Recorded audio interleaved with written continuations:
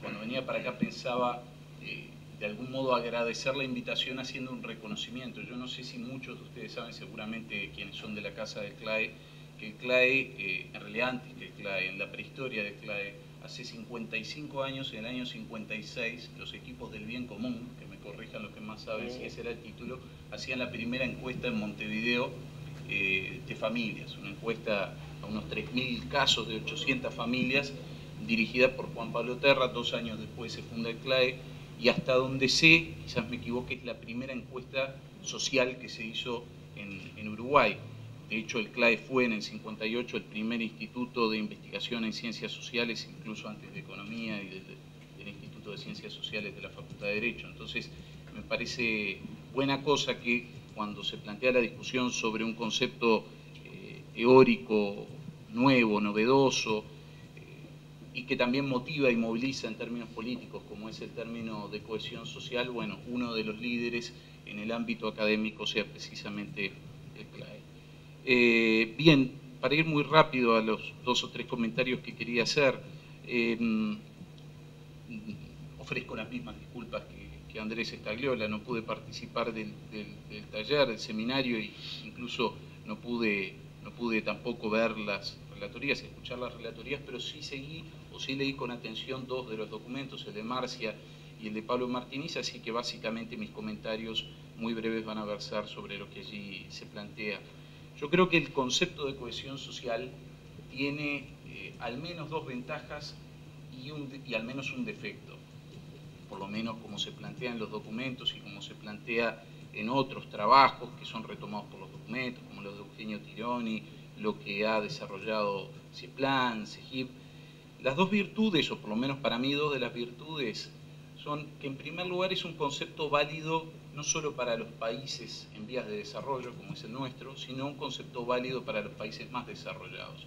Y cuando estamos acostumbrados a trabajar con conceptos teóricos, que de alguna manera fueron pensados para clasificar o para estudiar a los países en vías de desarrollo y para definir a partir de esos conceptos, estrategias, políticas públicas,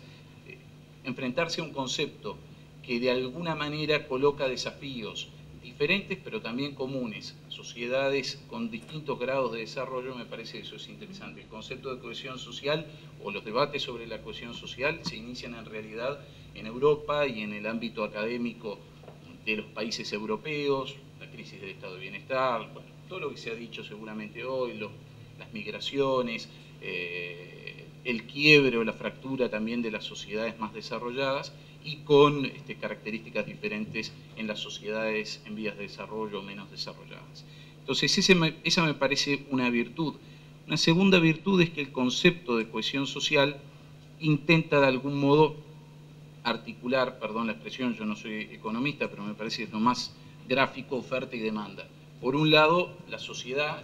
civil, las personas, retomando la definición que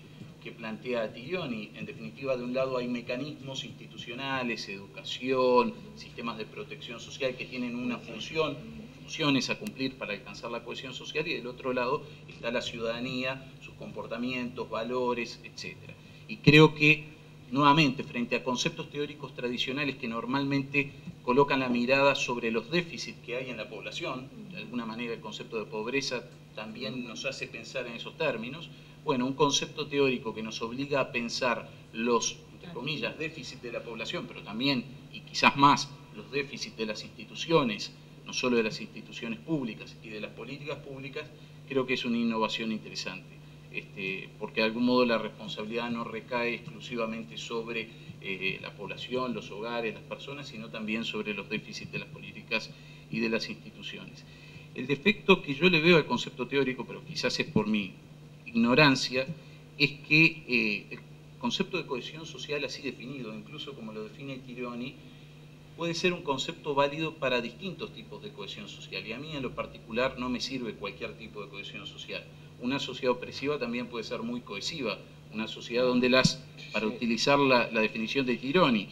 donde las instituciones son eficaces y donde las personas confían y creen y legitiman a esas instituciones. Así también funcionó el nazismo.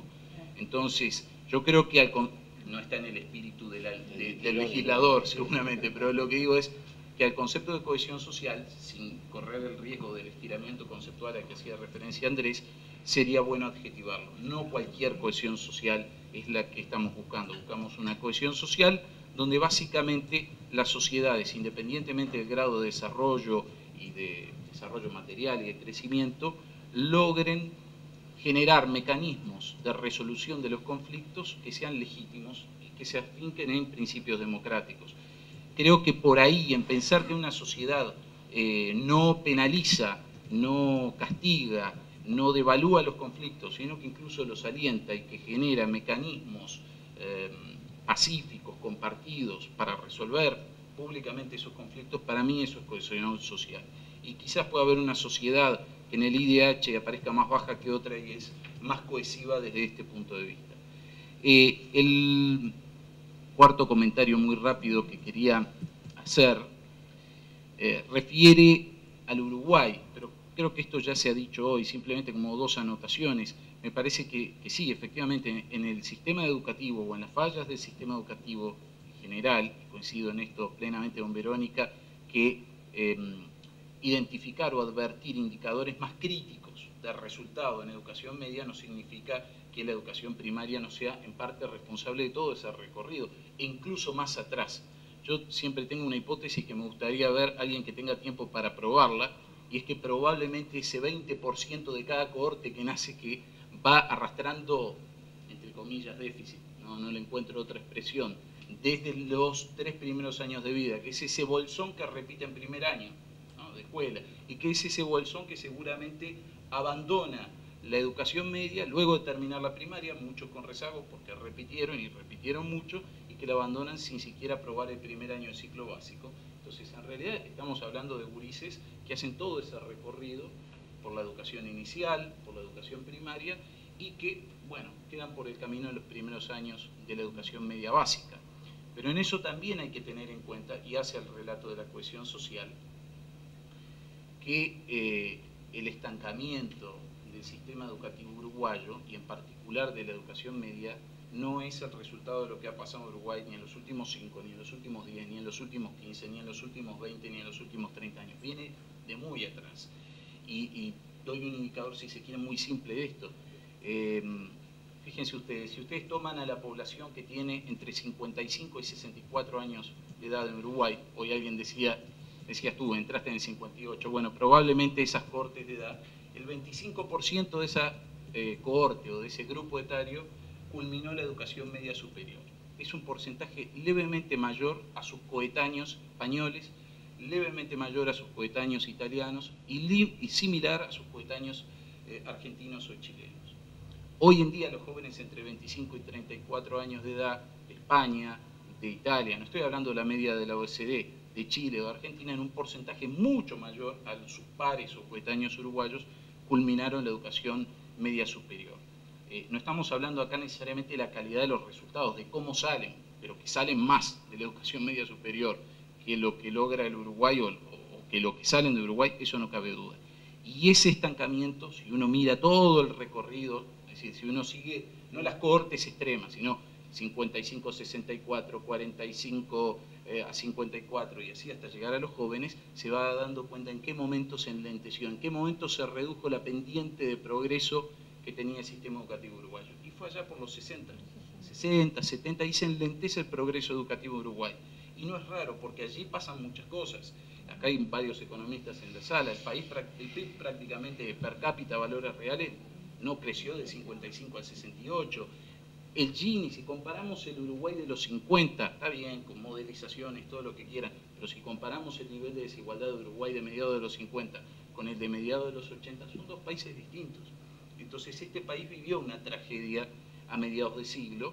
de la cual probablemente muy pocos eran conscientes, seguramente entre otros quienes estuvieron en la CIDE, quienes estuvieron en los primeros centros de investigación, que con pocos rudimentos estaban dando cuenta que algo estaba pasando.